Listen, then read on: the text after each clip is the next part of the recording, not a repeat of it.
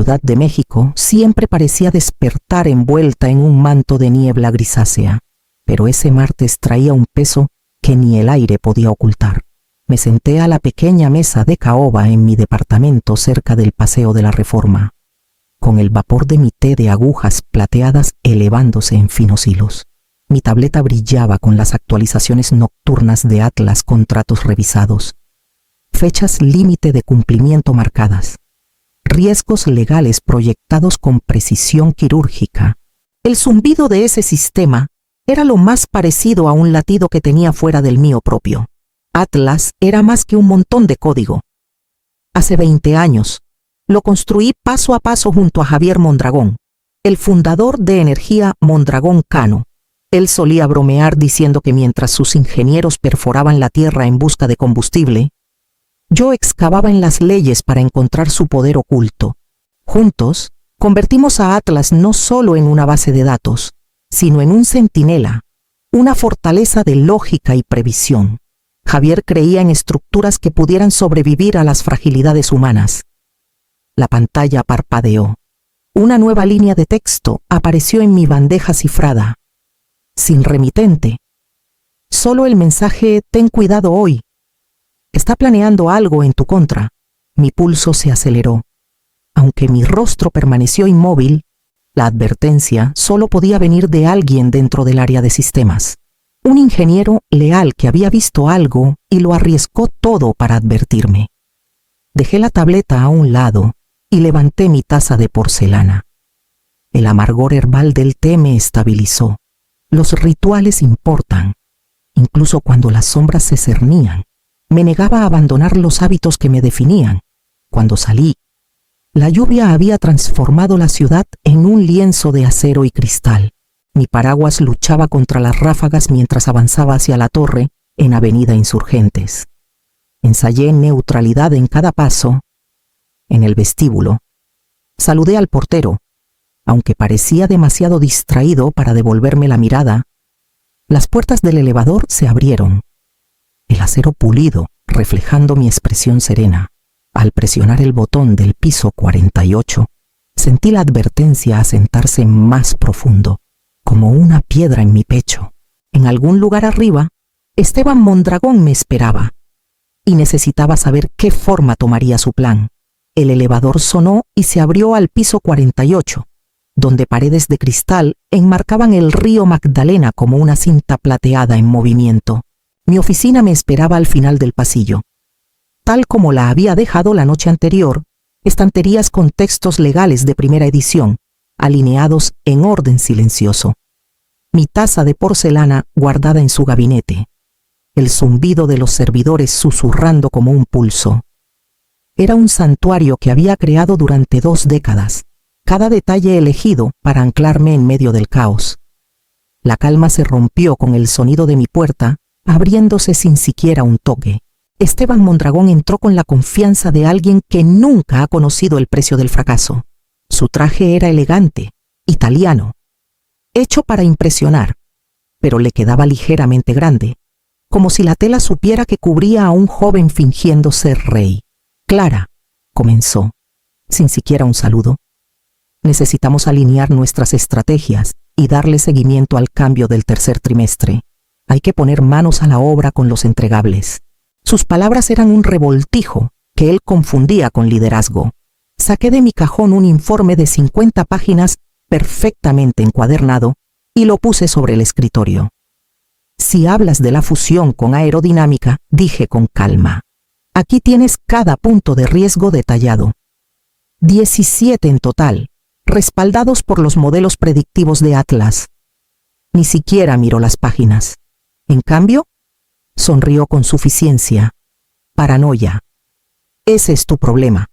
Siempre mirando por el retrovisor. Somos un cohete ahora, Clara. Y el riesgo es solo una oportunidad disfrazada. Dejé que sus palabras se asentaran, registrándolas como siempre otro fragmento de imprudencia catalogado.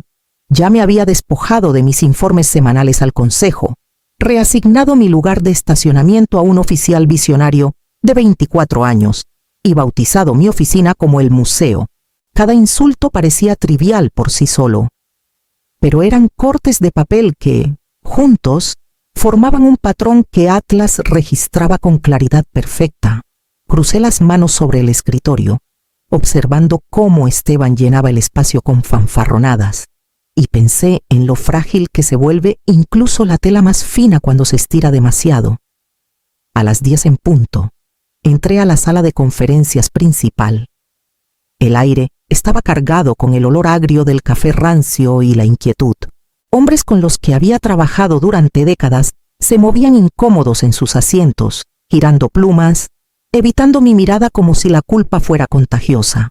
La larga mesa de caoba brillaba bajo las luces fluorescentes, y mi presentación resplandecía en la pantalla principal. Hablé con la precisión que 20 años de disciplina habían forjado. Los modelos de Atlas expusieron la verdad con claridad implacable, un 72% de probabilidad de demandas colectivas en 18 meses. Un enredo de investigaciones no reveladas de la CNBOE. Y casi 15.000 millones de pesos en pasivos proyectados si la fusión con aerodinámica seguía adelante. Cada gráfico, cada dato, era un clavo de hierro martillado en el ataúd de este trato imprudente. Cuando terminé, el silencio se apoderó de la sala. Por un momento, pensé que la razón aún podría prevalecer. Entonces, la risa de Esteban cortó el aire, corta y afilada, como vidrio rompiéndose. Se inclinó sobre la mesa. Levantó mi informe entre dos dedos como si estuviera infectado y lo dejó caer en el basurero con desprecio deliberado. Esto, dijo con sorna, sus ojos brillando con un triunfo teatral, es exactamente el tipo de pensamiento anticuado que ha frenado a Energía Mondragón Cano. Somos un cohete, Clara, y no hay espacio para anclas. Sus palabras golpearon más fuerte que cualquier grito.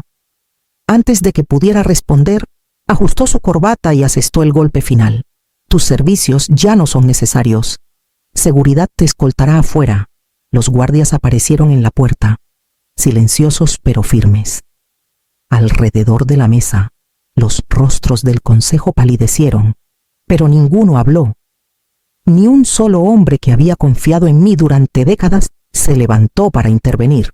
Recogí mi maletín, alicé mi saco y asentí una vez. Mi dignidad era lo único que no podían confiscarme. Cuando los guardias abrieron la puerta, salí, cada paso medido, ya calculando qué forma tendría que tomar mi silencio a continuación.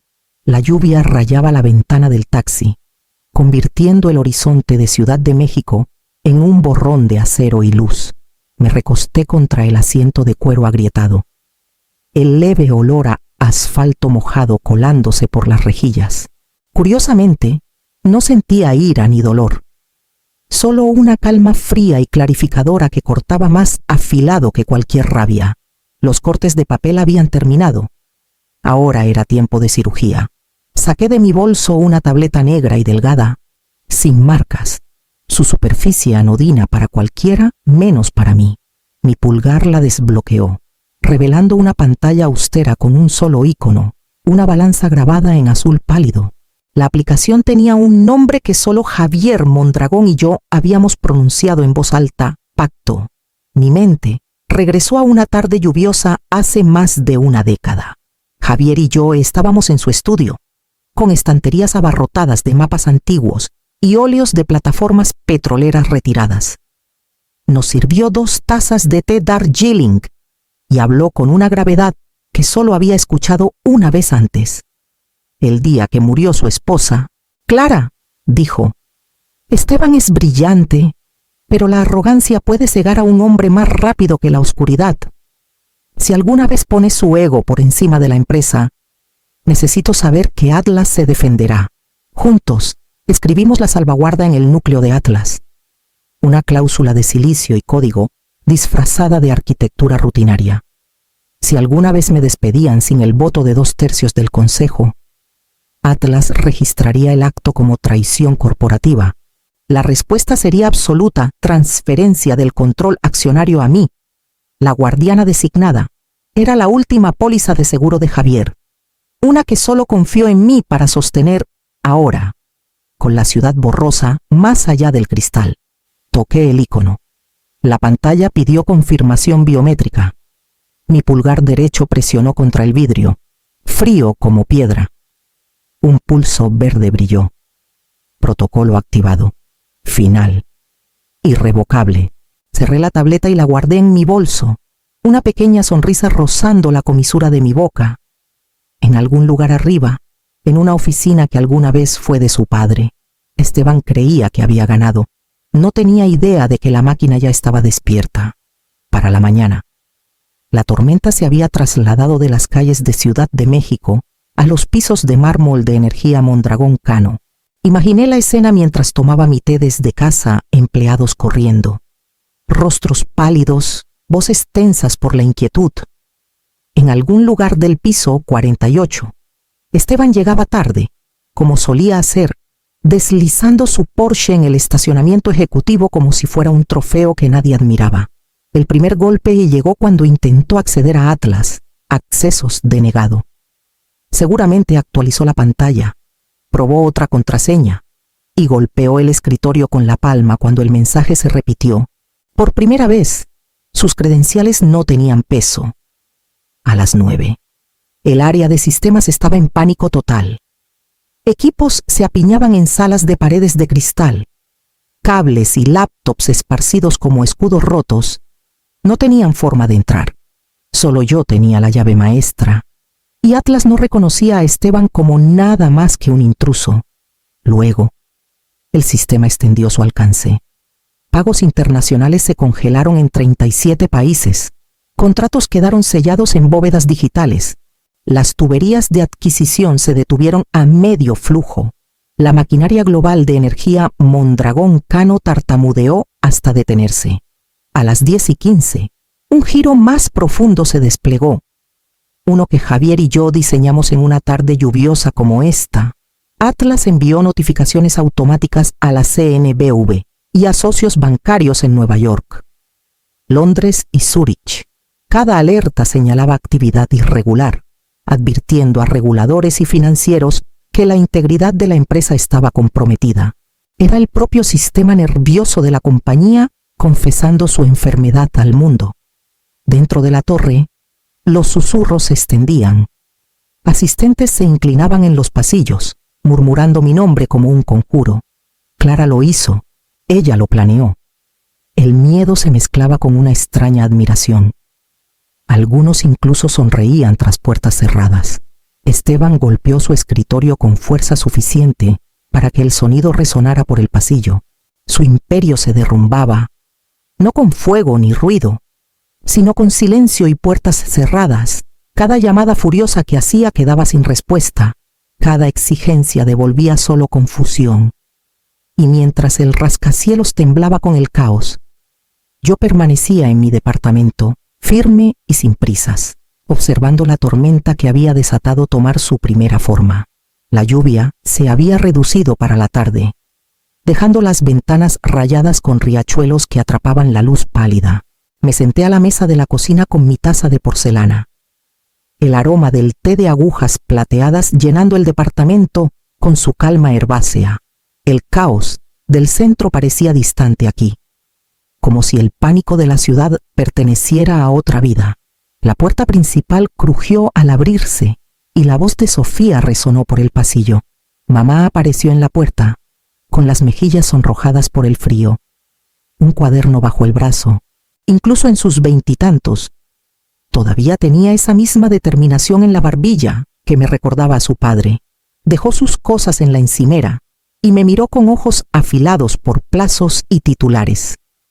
¿De verdad hiciste esto?, preguntó. Los mercados están alborotados. Todos hablan de un protocolo secreto. Los traders están en pánico. Mi editor me envió a confirmar el rumor. Tomé un sorbo de té y dejé que el calor se asentara antes de hablar. Los rumores tienen su utilidad. A veces te dicen más sobre el miedo que sobre los hechos. Sofía cruzó los brazos, impaciente. Pero, ¿lo hiciste?, sostuve su mirada.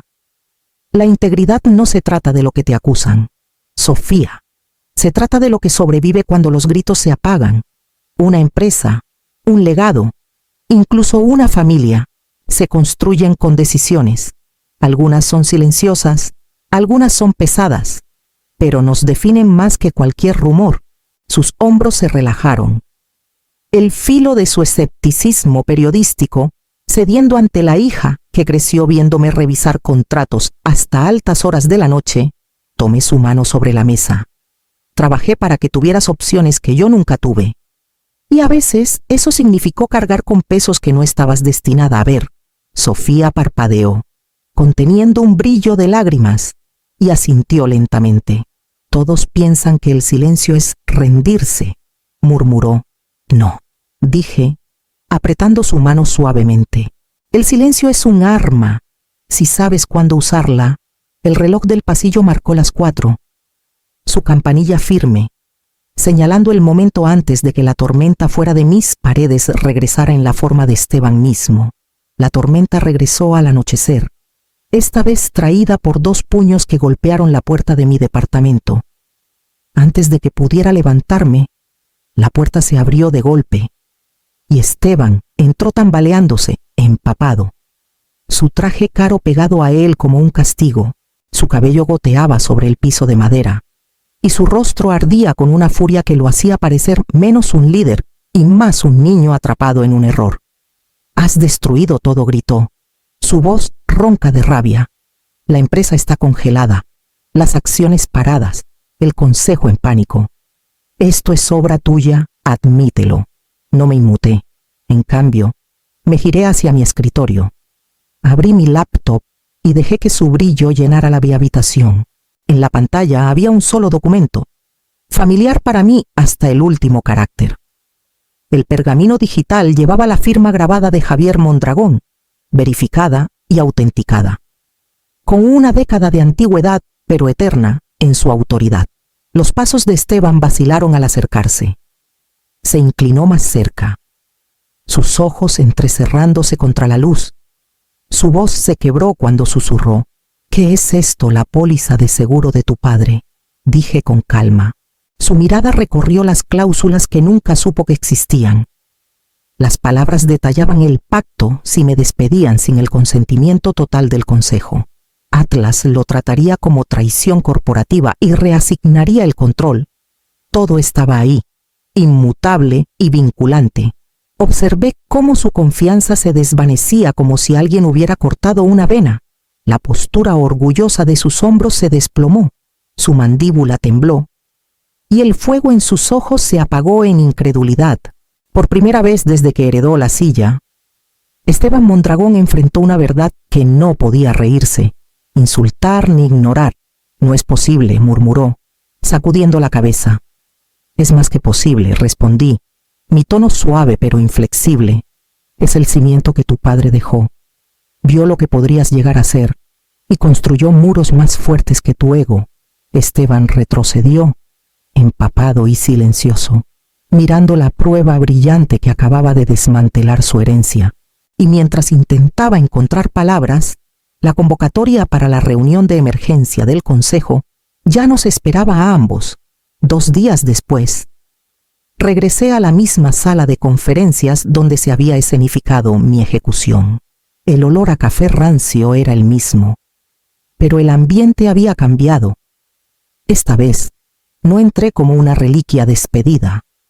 Entré como accionista mayoritaria y presidenta interina. El peso del silencio me siguió hasta la cabecera de la mesa, donde dejé mi maletín sin prisa. Esteban ya estaba allí. Su rostro estaba gris, sus ojos rodeados de sombras de insomnio, su sonrisa ensayada ausente. Los miembros del consejo miraban entre nosotros, su miedo ahora más agudo. No por mí, sino por la verdad que sabían que venía. «Damas y caballeros», comencé, mi voz firme. «Atlas ha iniciado una auditoría forense de todos los gastos discrecionales y contratos de consultoría bajo la gestión del señor Mondragón». A mi señal, la pantalla detrás de mí cobró vida. Atlas proyectó una red de cuentas, pagos y corporaciones fantasma. Líneas conectaban nombres a entidades, entidades a facturas, facturas a nada más que direcciones vacías. En rojo, Las anomalías pulsaban como heridas en el cuerpo de la empresa. La evidencia se desplegó sin teatralidad. Millones de pesos canalizados a amigos universitarios de Esteban, bajo acuerdos de consultoría falsos. Pagos a una firma de relaciones públicas que nunca existió. Facturas infladas por servicios de asesoría, que no eran más que fondos desviados. Era un rastro dibujado por su propia mano descuidada, mapeado con la precisión fría que solo Atlas podía proporcionar. El consejo se mantuvo rígido mientras la red se expandía en la pantalla. Cada revelación golpeando más fuerte que la anterior. La respiración de Esteban se aceleró. Sus manos se cerraron en puños sobre la mesa, pero no dijo nada. Su voz, alguna vez lo suficientemente fuerte como para ahogar la razón, colapsó bajo el peso de un código irrefutable. Cuando la proyección final se desvaneció, el silencio reclamó la sala. Uno por uno, los directores levantaron la mano. El voto fue unánime: terminación por causa, sin indemnización, sin protección. No sonreí, no me regodeé. Dejé que Atlas hablara por mí, su claridad clínica más fuerte que cualquier venganza. Cuando el mazo golpeó la mesa, supe que el siguiente paso no era el castigo, sino la restauración. La mañana después del voto, regresé al piso 48. El silencio me recibió como un viejo amigo. La puerta de mi oficina se abrió sin resistencia. Y todo estaba exactamente como lo recordaba las filas de ediciones primeras. La taza de porcelana en su gabinete cerrado. El zumbido de Atlas respirando a través de los servidores. Llené la tetera. Medí las hojas plateadas familiares y dejé que el aroma de mi té reclamara el aire. El leve rastro del perfume de Esteban había desaparecido, quemado por el tiempo y las consecuencias. Caminé por el pasillo sola, cada paso resonando en un espacio que ahora me pertenecía por completo. La sala de conferencias, alguna vez el escenario de mi humillación, ya había sido despojada de su vieja placa. En su lugar, desvelé una nueva placa de bronce, su peso sólido en mis manos. La fijé a la pared justo afuera de las puertas, el grabado capturando la luz de la mañana. La integridad es el único activo que no se puede comprar. Debe defenderse a toda costa. Dentro, la larga mesa brillaba bajo las luces pulidas. Me paré en la cabecera, mis dedos rozando la superficie lisa donde Esteban alguna vez se burló, donde el consejo alguna vez apartó la mirada. Ahora estaba tranquilo, digno. Ya no un teatro para espectáculos, sino una sala restaurada a su propósito. Respiré profundamente, dejando que el silencio me llenara. Por primera vez en años, mi pecho se expandió sin restricciones. El piso era mío nuevamente. No por herencia ni política, sino por resistencia y el simple poder de la verdad. De vuelta en mi oficina, vertí el té en mi taza, su porcelana cálida contra mis palmas. Afuera de la ventana, el río Magdalena cortaba una línea plateada a través de la ciudad. Firme, inquebrantable, había reclamado más que un título o un asiento. Había restaurado la promesa que Javier Mondragón hizo cuando confió en mí con Atlas, que la empresa siempre serviría a la integridad por encima de todo. Mientras me sentaba en mi escritorio, el vapor, elevándose en un rizo suave. Supe que el reino estaba entero nuevamente, esperando que se escribiera su próximo capítulo. Para el atardecer, la ciudad había despojado su piel gris y se había vestido de luz. Desde la ventana de mi oficina, el río Magdalena brillaba bajo un dosel de torres relucientes, cada reflejo bailando como chispas sobre el agua. El zumbido del edificio era constante, ininterrumpido, un ritmo de orden restaurado. Atlas pulsaba silenciosamente en el fondo, sus servidores ronroneando con la satisfacción de un sistema nuevamente alineado con su verdadero propósito. Me recosté en mi silla, la taza de porcelana cálida en mis manos, el aroma del té de agujas plateadas envolviendo la habitación en calma. Durante 2 décadas, este lugar había sido tanto campo de batalla como santuario. Un escenario donde el silencio se confundía con debilidad y donde la arrogancia se confundía con poder. Ahora, solo quedaba el aliento constante de las máquinas y el tic-tac silencioso del reloj. Mi teléfono se iluminó a mi lado. Un mensaje de Sofía. Estoy orgullosa de ti, mamá. Lo leí 2 veces, luego una más, dejando que las palabras me anclaran de una manera que ningún voto del consejo o título corporativo jamás podría. Ella me había visto soportar tormentas sin romperme. Había cuestionado mi silencio, y ahora lo entendía. Esa era una victoria mayor que cualquier contrato firmado o acuerdo asegurado. Volví la mirada a la placa que instalé afuera de la sala de conferencias esa mañana. Su inscripción resonando en mi mente. La integridad es el único activo que no se puede comprar. Debe defenderse a toda costa. No era solo un recordatorio para los directores o empleados, también era para mí. Un voto que había mantenido incluso cuando el mundo miraba hacia otro lado. No solo había recuperado mi oficina o mi autoridad, había heredado el reino que Javier Mondragón quiso que protegiera. Un reino no construido sobre ego ni herencia, sino sobre memoria, disciplina y verdad. Cerré los ojos por un momento, escuchando el zumbido silencioso de Atlas, el sistema nervioso de energía Mondragón Cano en paz. El poder no es ruidoso, es el funcionamiento silencioso de una promesa cumplida.